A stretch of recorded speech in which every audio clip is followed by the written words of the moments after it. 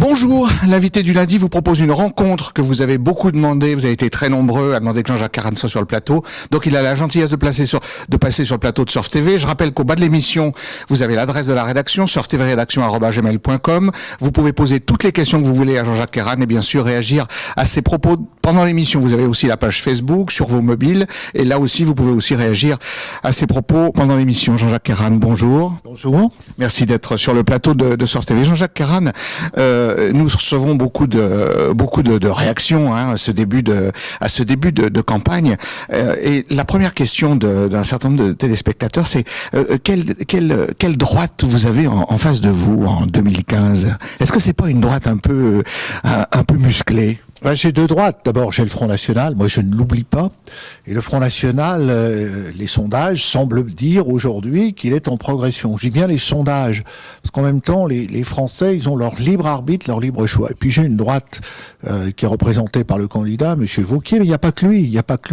Il y a Hortefeux, qui est la tête de liste en Puy-de-Dôme. Il y a Meunier, qui est ici le numéro 2 dans le Rhône, qui vient de proposer d'armer les députés. Il y a Blanc, qui était le lieutenant de Millon en 98, quand il y a eu l'accord avec le Front National. Donc c'est cette droite qui est une droite extrême. C'est pas Barnier.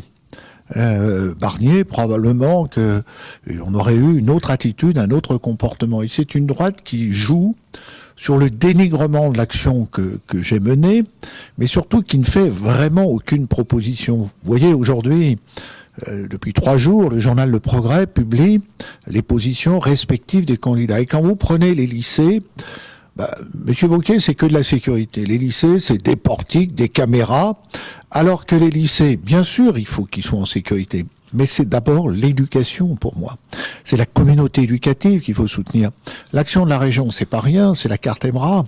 C'est ce qu'on propose, c'est-à-dire la gratuité des transports scolaires quand nous les hériterons, quand on nous les transférera des départements.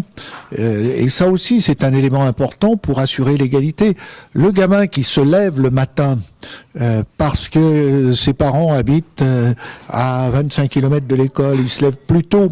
Ce gamin, il doit travailler. Donc le soir, quand il rentre de l'école aussi, c'est la même chose. Il a moins d'avantages que celui qui est à côté de l'école, en ville, à côté du lycée. Bon, ça, c'est l'égalité. On peut pas parler de la ruralité en l'air, en disant euro, vous allez voir, on vous aime, etc. Non, il faut les preuves. Et les preuves, c'est par exemple la gratuité des transports scolaires, l'action qu'on veut mener pour soutenir les agriculteurs, l'installation des jeunes agriculteurs.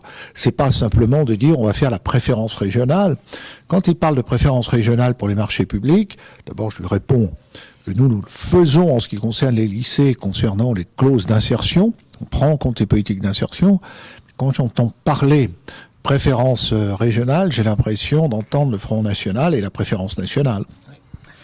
Jean-Jacques Caran, il y a aussi un autre personnage qui fait beaucoup polémique. Alors nous recevons beaucoup de courriers parce que ça trouble un peu les électeurs. C'est le passage d'un UMP qui est Pierre Delacroix, le docteur Delacroix, sur la liste, directement sur la liste du Front National, la liste de Monsieur Boudot. Oui, ça c'est étonnant quand même. Ça prouve que il y a une perméabilité entre le Front National et les Républicains. Et d'ailleurs, les centristes qui se sont embarqués sur la liste de Monsieur Wauquiez sont de plus en plus mal à l'aise. Ils le disent, on se reconnaît pas dans quelqu'un qui va proclamer son attachement à la manif pour tous. C'est pas. Alors les centristes nous disent, mais il avait promis de ne pas en parler dans la campagne électorale. Moi, je ne veux pas que notre région devienne le laboratoire et la vitrine de cette droite extrême. Ce n'est pas, moi je me suis battu contre Millon. Vous savez que j'aurais pu être président de région. On a préféré une solution républicaine à l'époque, en 99, en faisant élire Madame Comparini. Moi, je ne veux pas revoir la même chose. Si c'est pour revoir les idées du Front National ici à la tête de la région, je me battrai jusqu'au bout. Jean-Jacques Caran, le bouclier de sécurité de Laurent Wauquiez. Alors là aussi, on reçoit beaucoup de mails, notamment d'enseignants. Hein. Est-ce que c'est quelque chose que, bon, c'est une belle annonce, mais est-ce que c'est quelque chose qui est possible de faire rentrer 900 élèves dans un portique avant de rentrer dans un collège ? le bon sens dit non. Le bon sens dit non. Faire sous un portique de sécurité, faire entrer les jeunes qui viennent dans l'établissement, qui sont des élèves de l'établissement, qu'est-ce que ça apportera de plus? Ça créera sûrement des queues à l'entrée, des confusions. Il faut qu'il y ait une bonne surveillance. Nous, on a mobilisé nos agents. L'éducation nationale, les proviseurs mobilisent aussi les personnels, notamment les personnels de surveillance, pour être à l'entrée. L'établissement, il est clos entre les cours. Donc, toute intrusion ne peut pas se faire. Évidemment, s'il y a un fou, s'il y a quelqu'un qui arrive avec des armes, ça sera très difficile de le neutraliser.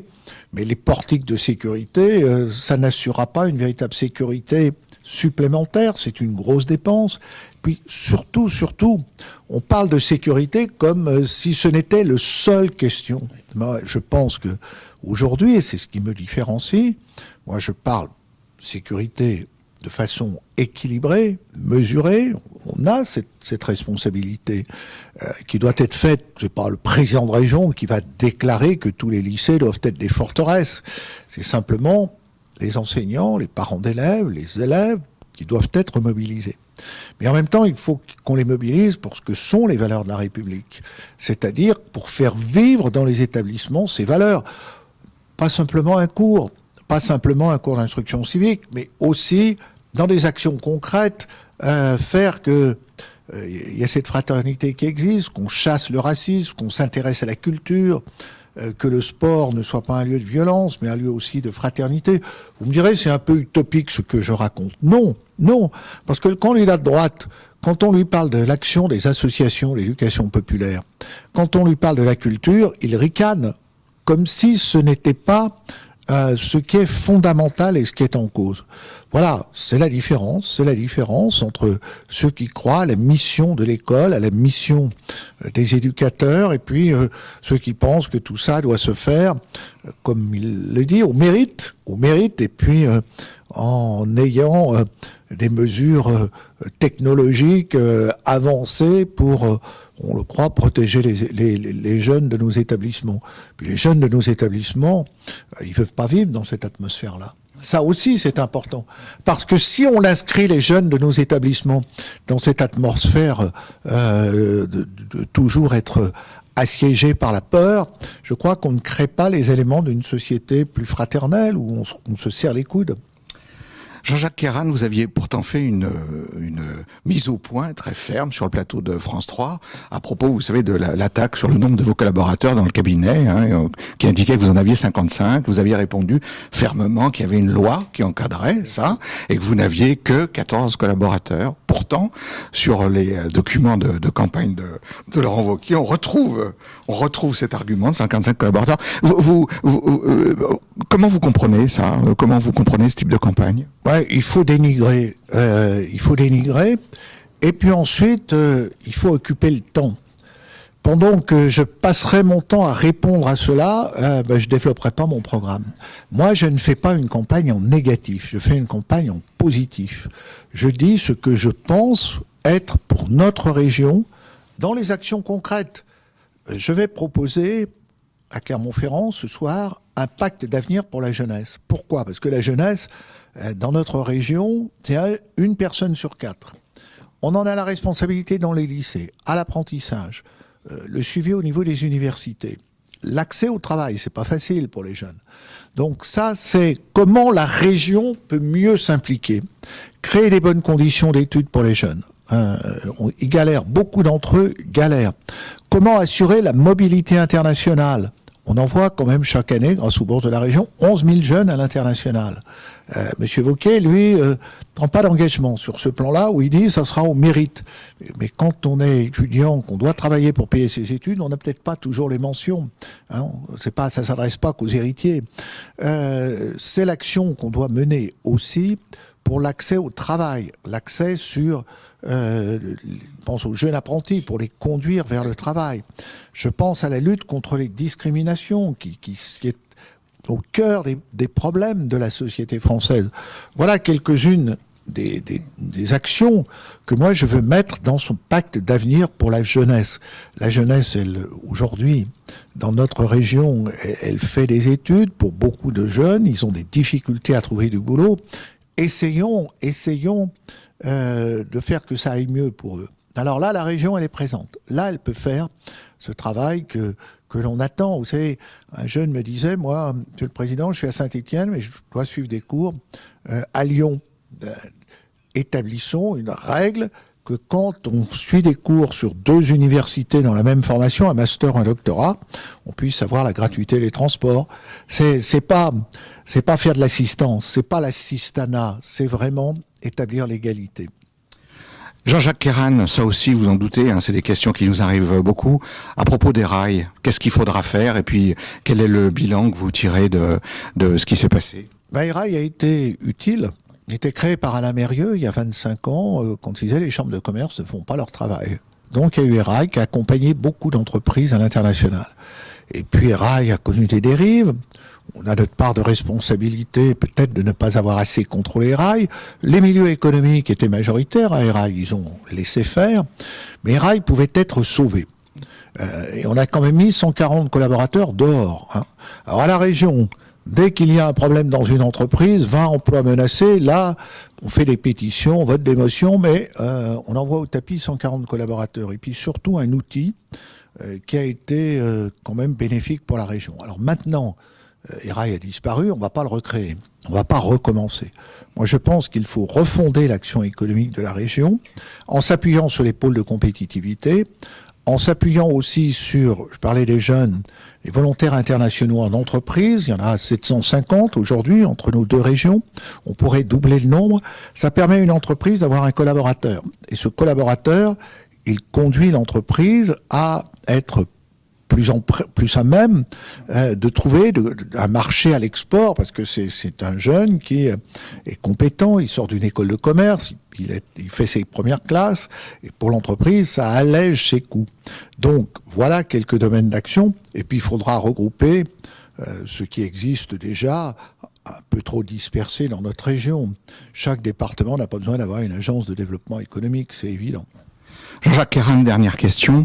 Qu'est-ce que vous dites à vos électeurs qui hésitent? Vous savez, il y a toujours le dernier moment, la dernière semaine. Qu'est-ce que vous leur dites quand vous vous adressez à eux pour l'avenir de la région Rhône-Alpes-Auvergne? Je leur dis d'abord, allez voter. C'est important, notre démocratie doit être défendue. Or, l'un des fondements de notre démocratie, c'est le vote, c'est le suffrage universel.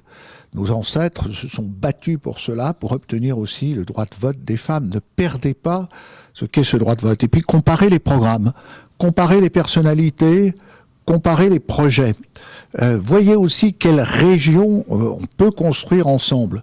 Moi, je ne veux pas d'une région qui soit une région qui soit entraînée vers le clivage, l'opposition, le refus des autres, l'utilisation de la peur. Je crois que notre région Rhône-Alpes, et l'Auvergne est pareil, elle est semblable. C'est une région qui refuse les excès, qui rejette les extrêmes. Moi, j'ai fait preuve au cours de mes responsabilités d'être un homme ouvert, d'être un homme tolérant, d'être un homme rassurant, d'être un homme intègre. Ça aussi, ça compte, les personnalités. Et nous sommes face à l'extrême droite, le Front National. Nous sommes face à une droite extrême qui, parfois même, quand je lis les textes qui sont publiés, ressemblent tellement au Front National qu'il arrive à se confondre et même d'aller encore plus loin que le Front National. Voilà, faites un choix républicain pour les valeurs de la République que nous avons à défendre tous ensemble, pour une région qui continue à aller de l'avant, pour construire cette grande région, fondée sur l'innovation, fondée sur la solidarité, fondée sur le respect de chacun, de chaque territoire, de chaque personne. Eh bien, essayons à travers notre engagement ici de réaliser du mieux que nous pouvons, dans un contexte difficile, les promesses de la République. Elles ne sont pas dépassées. Jean-Jacques Kern, merci d'avoir répondu à toutes nos questions. Je rappelle qu'au bas de l'écran, vous avez l'adresse de la rédaction, surftvredactions@gmail.com. Vous pouvez poser toutes les questions que vous voulez à Jean-Jacques Kern. Vous pouvez aussi réagir à ses propos sur la page Facebook, donc sur vos mobiles. Vous pouvez aussi, de la même manière, réagir à ses propos pendant l'émission. L'invité du lundi se termine. La semaine prochaine, nous aurons un autre invité. À bientôt.